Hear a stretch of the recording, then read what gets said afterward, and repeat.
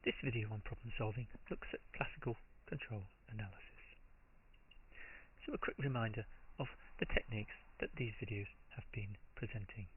A good technique for problem solving is first to ask, what is the topic, and determine everything you know about the topic before you do any more. Only then ask, what information have I been given and how does this link to what I already know? And once you've done 1 and 2, and perhaps through an iterative process, you'll be able to generate new information and move towards a solution or proposal. And usually step 3 is obvious if you've done 1 and 2 well. Remember that problem solving is an important skill that employers really want. So here's our problem. It's a relatively straightforward one. You're given a system G is connected with a unity negative feedback and a compensator M. And you're asked to comment which of a selection of compensators you would choose and why. And you're told use classical control analysis to justify your arguments. So you're not told exactly which methods to use. You're not told what is a good justify argument. Basically, you're left on your own to decide this for yourself. So here's the system G for S plus 2 over S, S minus 1. And here you've got 3 possible compensators. And you've got to basically make a judgment, which compensator should I use and why. So what I suggest is always start by listing what you know. Well, because this is within classical control, say I could use Root-loci to gain insight into the position of the closed loop poles for different values of proportional gain. I can use Bode diagrams to estimate the gain and phase margins, and from these make inferences about expected closed loop behavior. I can use Nyquist diagrams to infer the requirements for closed loop stability. Therefore, and this is the key thing, it's logical to sketch these 3 diagrams and find out what they tell me. Okay, so you weren't told necessarily to do that, but it's logical to do so, because that is using information that you know. Right, if I unpack this in a bit more detail, what do I actually know about Root-loci? I know that if the excess of poles over zeros is greater than 2, then the system must be closed loop unstable for large K. I know that if the system is open loop unstable, it must be closed loop unstable for small k. Those are some obvious insights you should perhaps know. What do I know about margins? If the phase margin is negative, the system will be closed loop unstable. If the phase margin is around 60 degrees, then I expect reasonable closed loop performance. What about Nyquist? If the system is open loop stable, then I want no encirclements of the -1 point. If the system is open loop unstable, then I require counterclockwise encirclements of -1. Okay, now I've emphasized this latter one for a reason. An open loop unstable system cannot be stabilized with small gain. You'd have seen that from the Root-loci. And here's the key thing. A lag compensator is a low gain strategy. And therefore, lag compensation alone is not appropriate if your system is open loop unstable. And that is also something that I should know. So what have I been given? Well, here's the nominal model, and what do you notice? It's got an open loop right half plane pole. In other words, it's open loop unstable. So we're going to be closed loop stable if and only if the Nyquist diagram has 1 counterclockwise encirclement of -1. So see here, I've pulled in information I know from Nyquist. The system will need high gain compensation. This is pulled in from the Root-loci observations. Okay, so there's the nominal model, and first of all I'm going to look at this compensator for S plus 1 over S, S plus 0.1. Now, because the system is open loop unstable, we've said lag compensation is inappropriate. And if you look at this compensator, you will see it's clearly a lag. And therefore, there is no point investigating this any further, because even if it were to stabilize the system, it's likely to be an inappropriate design. So it's possible that the fact you've got a 4 in it, this 4 here, will help you stabilize the system, but the fact that you've then got a lag compensation on top of that means that all the things going at high frequency are likely to be counterproductive. So most examiners would accept an argument that said this is open loop unstable, low gain strategies are inappropriate, this is a lag is a low gain strategy, and therefore it's not appropriate. Right, what about the other two compensators? Well, I've been given m equals 1 or m equals 4, s plus 1 over s plus 10.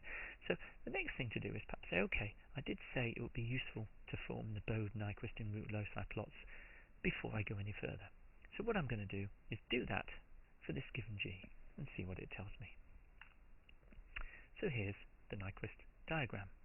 Now what can you see from the Nyquist diagram? The most obvious thing that jumps out is it goes through the -1 point. Okay, so it goes, so therefore we're on the borderline of stability. If you increase gain, and I'll do a plot here to show you what happens if you increase gain. If you increase gain and make the Nyquist plot a bit bigger, okay, and so this is the sort of encirclements that you're getting, what you'll see is that you end up with a counterclockwise encirclement. If you reduce gain, then what you would end up with is a clockwise encirclement. And so clearly, what do you need for stability? You need a counterclockwise encirclement. So we can only be stabilized if we increase gain. So what this is telling you is K must be bigger than 1 to be closed loop stable. What about the Bode diagram? What does this tell us? Well, if you work out the current margins, the way we do that is we look at the phase crossover frequency and the gain crossover frequency. Now in this particular case, it's not surprising, you can see that they are both the same. Where we cross the 0 dB line, where we cross -180 degrees, it's the same frequency. The current margins are 0.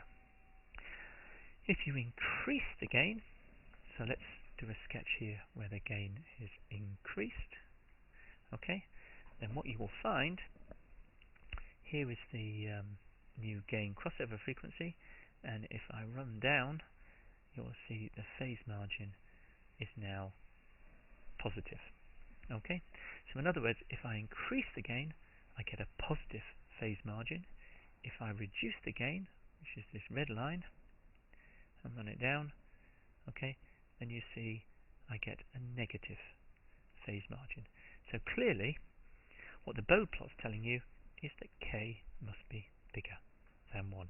And you can also get an impression of what sort of size of K you want, because if you want the phase margin to be, let's say, of the order of 60 degrees, then you're wanting this K to be close to 20 decibels. You can see that from this gap here, from just this crude sketch. You want something close to 20 decibels in order to get a reasonable phase margin. What about the Root-loci plot?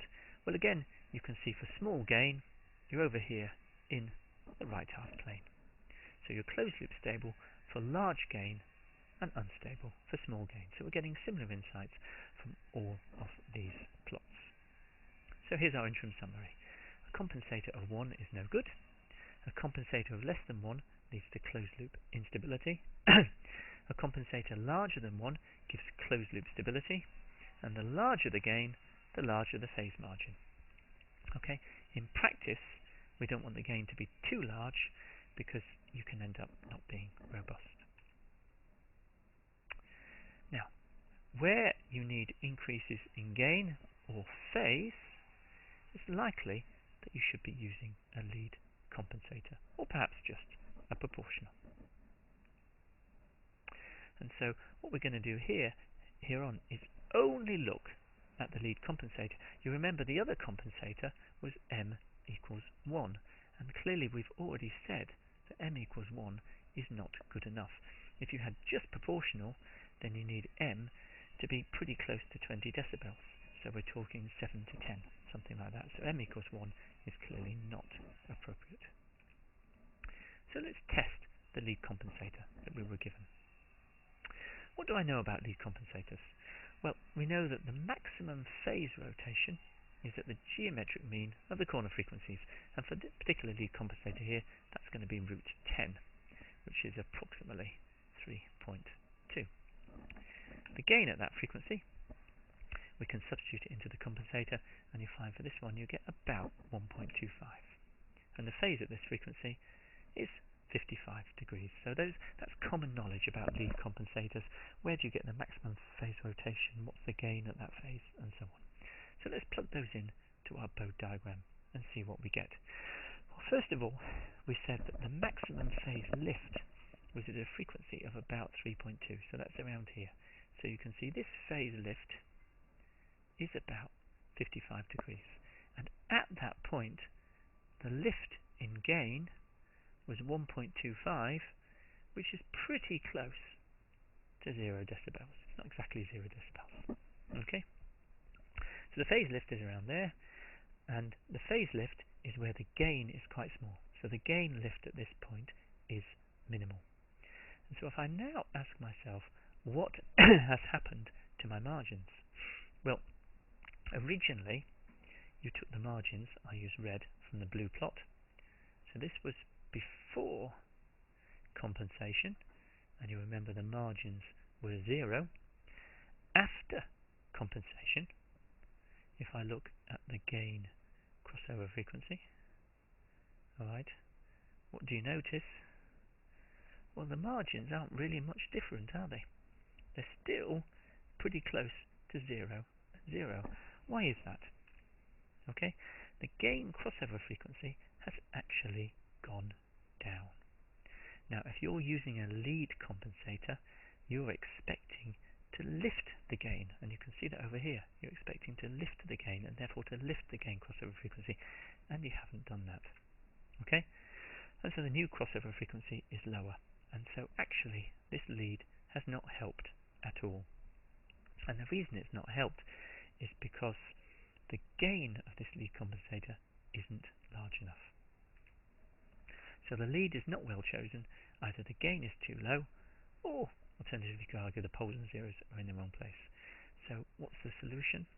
None of these proposed control laws is actually fit for purpose, and this is what the examiner will be expecting you to say. However, we could say this question didn't give a clear specification, such as a required bandwidth or anything else. So it was to some extent open-ended. Okay? What would likely follow on is, okay, tell me what would be a good design for this system. Clearly, in order to do that, you would have to be given a slightly tighter specification. But we didn't need one to answer the question here as posed. So some conclusions. This video has applied a simple problem-solving procedure to a scenario based on control analysis and design. And we've demonstrated that if you have a systematic approach, then problem-solving becomes straightforward, even where the required solution is somewhat open-ended. And in this case, the student can easily demonstrate that none of the proposed solutions